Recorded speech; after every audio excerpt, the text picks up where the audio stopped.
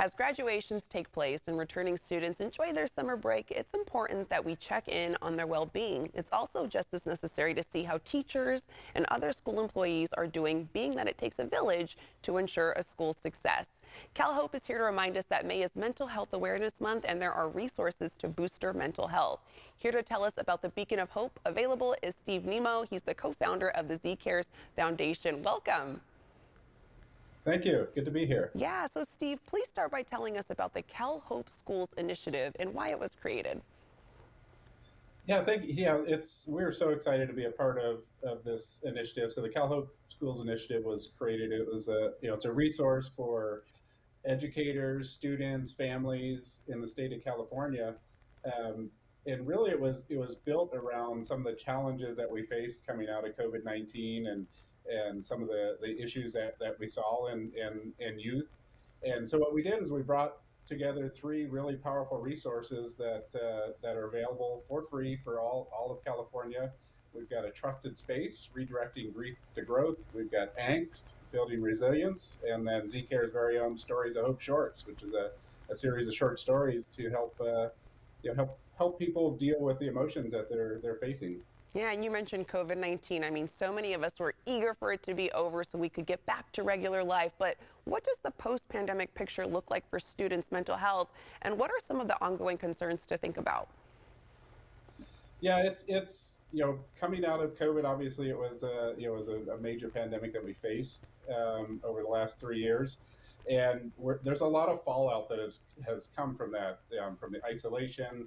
A lot of people are facing grief from loss of loved ones across that. So there's a lot of emotions that are coming out from that time frame, and just trying to make people see that their emotions are real, that they can talk about them and face them. And that's what this initiative has been all about, is to try to help these youth that are struggling coming out of something that they're having sometimes a hard time dealing with. Yeah, it's already hard enough to be a teen or a student, and then you throw in the pandemic. So there's a lot of obstacles that they have to overcome. Can you tell us about some of the resources that are available? Yeah, absolutely. There's a series of resources available at calhopeschools.org. If you click in there, you're going to see a contact tab. There's weekly office hours that are available, and then within each of the partners, so the three that I mentioned, there's a series of resources that are available in there to help deal with the emotions that folks are going through. Just to help deal with that, and anything from learn discussions, discussion guides, and all of that type of thing. All of it's straight available there on the calhopeschools.org site.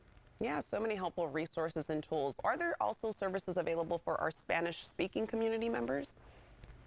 Absolutely. We've got a full Spanish site. So if you go to calhopeschools.org/ES, that will take you to the Spanish site.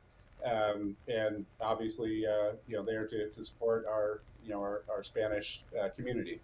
And can you talk about the distinction between the services you provide and how it differentiates from traditional counseling? Yeah, so the resource that we provide is not counseling. So it's made to help identify, relate to, and deal with some of the emotions that we're going through, but it's not there in place of traditional counseling. And where that's necessary, we certainly encourage folks to either reach out to CalHOPE with some of their resources, or contact professional services to help you through that. All right, all helpful tools and resources for our school students and employees. Thank you so much. You can find out more by going to calhope.org, and for their school-related services that they provide, you can go to calhopeschools.org.